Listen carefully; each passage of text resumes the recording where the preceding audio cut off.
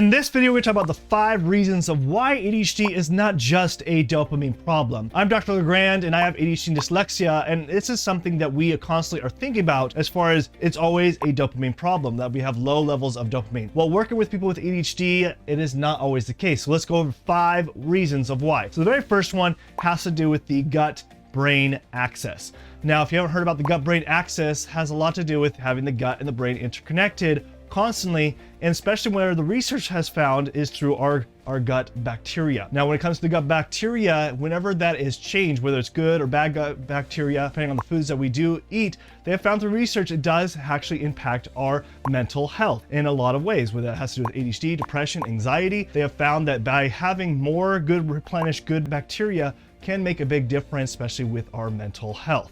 Not only that, up to 95% of some of neurotransmitters are actually made in our digestive tract system, which can be a big difference for especially with people with ADHD, because it isn't just dopamine that's a neurotransmitter that could be out of balance, but other neurotransmitters, which we'll talk about here towards the end of the video. But if there's up to 95% of different neurotransmitters that are made in the digestive tract, guess what? Our digestive health is going to be really important when it comes to our ADHD health. The other thing that's so important with the digestive system, guess what? We are what we eat. And if we cannot properly digest the foods that we consume, it's not going to feed our brain. So sometimes what I've seen from my experience working with people with ADHD, myself included, is when we don't actually break down our foods, especially our macronutrients, our proteins, fats, and carbs, they're very necessary for also helping feeding the brain. Guess what? It's going to cause some issues of having fatigue, be able to not focus and pay attention if we are not getting the proper nutrients to our brain. So a lot of times it has to do with maybe getting a proper digestive enzyme or pancreatic enzyme. Sometimes it also might mean that our stomach acid is not adequate and it's not breaking down initially. So sometimes taking something like HCl and pepsin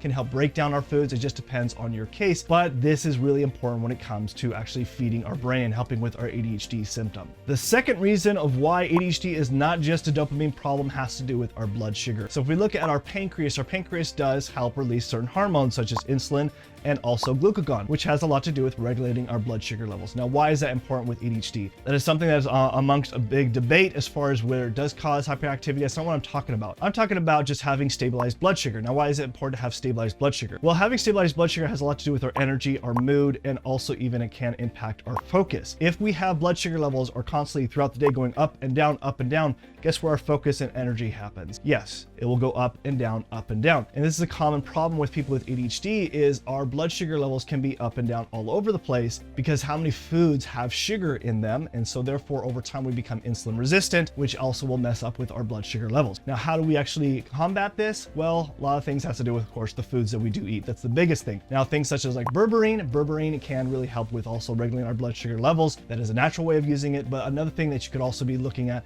is to also really consume a consistency balanced diet where usually we don't get enough protein, especially with people with ADHD. Getting protein helps stabilize those blood sugar levels. Which this leads into my third thing is how hormones can impact our ADHD brain. So hormones can present in ways of similar ADHD symptoms. So let's go and break down those. Thyroid, for example, if you have thyroid issues, can cause brain fog. It can cause fatigue, low energy. It can also cause mood swings. It can also cause things where our focus and attention can be off. Now, if you have never tested your thyroid levels, this is what I highly recommend. A lot of my patients and clients that have ADHD is to rule that out, because if you have both a thyroid issue and ADHD, guess what? You're going to have double the symptoms. It's going to be increased amount of being unattentive and unfocused when you have both of those combos. So you want to make sure that you are addressing that. But not only that, the thyroid also does impact the brain significantly because it deals a lot with the cells and metabolism, a lot of things that I'm not going to get into today. Another hormone that's important to address, or organ and endocrine system, is the adrenals. Now, adrenals have a lot to do with norepinephrine and epinephrine, which has a lot to do with regulating our stress. And a lot of people with ADHD deal with anxiety, but on top of that, it also has to do with cortisol. Now, cortisol is something that helps us get us up in the morning. It has to do a lot with our energy, but it also impacts our focus as well. And if your cortisol levels are up and down consistently throughout the day, guess what? Your focus and energy levels are going to be up and down consistently. You want to have it nice and high in the morning, and then tapering off throughout the day, and then lowest at night so you get ready for sleep, which also impacts a lot of people with ADHD is not getting good quality sleep. So if you've never really tested your adrenals or looked at your cortisol levels, it's something you should definitely be looking at, because again, This has a lot to do with our ADHD impact, especially when it comes to focus. And other important hormones to be looking at if you've never had is progesterone, estrogen, as well as testosterone, and DHEA. DHEA is a precursor that helps build testosterone and estradiol. And all these hormones can impact our mood, our focus, our tension, as well as our energy if these are out of balance. So if you've never had these tested, again, this can impact our ADHD because hormones do impact our brain significantly.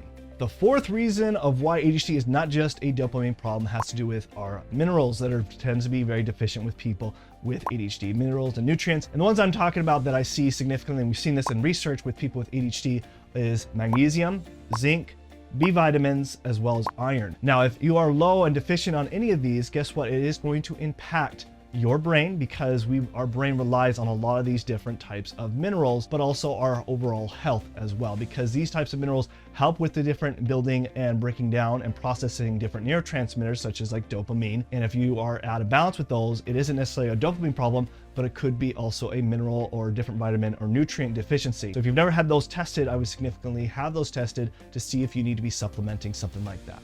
And the fifth reason of why ADHD is not just a dopamine problem, because there is so many other different neurotransmitters than just dopamine and norepinephrine, which is something that is addressed a lot with people with ADHD, assuming that it is always the case of people having low dopamine levels and norepinephrine levels. But from my experience and working with patients, it's not always the case. Sometimes it could be things such as serotonin, it could be GABA, it could be also other things that could be out of balance like epinephrine. Now, these different types of neurotransmitters do impact our focus. It does impact our mood and also our tension. So if those are never ever tested and looked at, guess what? You might be missing the whole picture of your ADHD health. But also on top of that, if it is a dopamine problem, and it always isn't necessarily always the dopamine, because there's certain actual amino acids that do build dopamine. And the ones that I'm talking about is things such as like L-tyrosine, which does help build dopamine, it's precursor. And before even L-tyrosine, there is phenylalanine.